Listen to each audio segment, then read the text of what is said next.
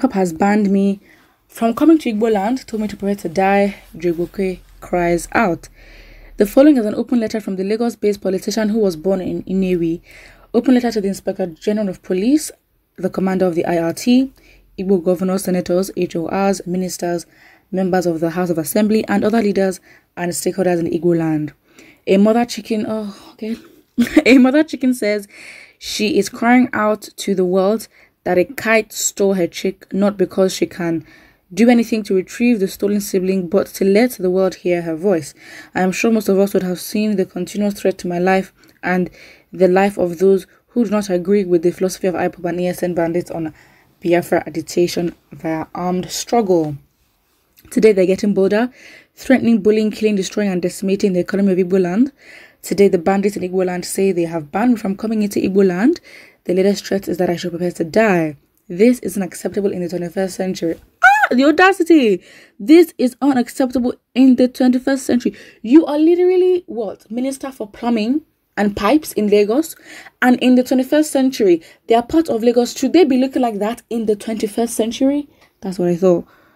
Blind people should not lead people with eyes. We cannot take this anymore. Who is we? Chief Wazirike struggled for Biafra with wisdom and decency. He did not carry arms. He did not harass or abuse anybody. He was not confrontational. He did not kill anybody. He was not calling names. He was tactically and diligently doing his thing without jeopardizing the businesses of people. He never challenged the police, and neither did he abuse them. He did not attack the police formations or kill any police officer.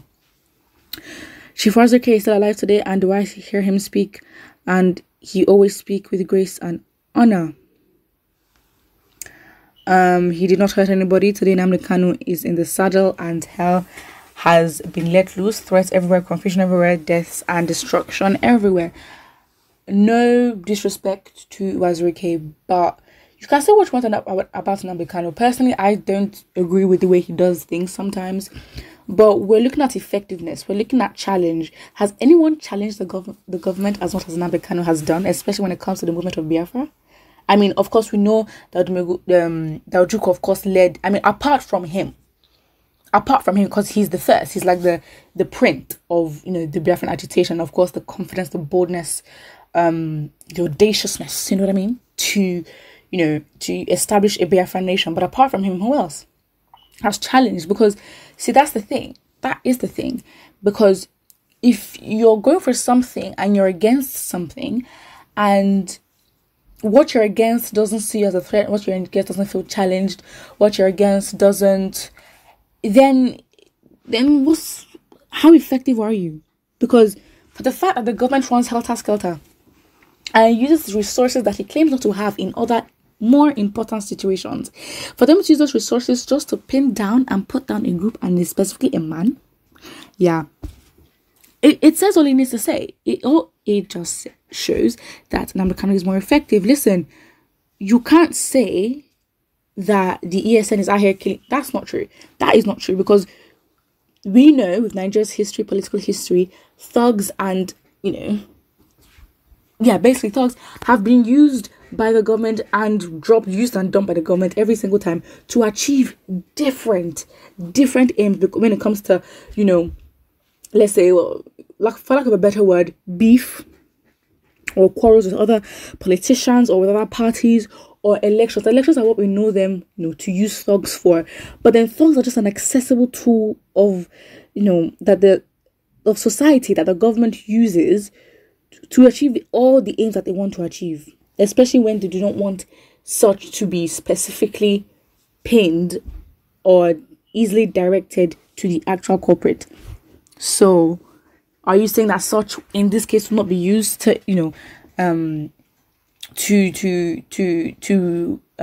box IPOB? Of course. So that's it. And then when he says that Igbo people in IGBOLAND do not want him to come back, that of course is not like you should not kill anybody. You should not be sending threats. You shouldn't do that. Absolutely, that's not justified at all. However, you have to understand that again, in terms of popularity, he's very much unpopular.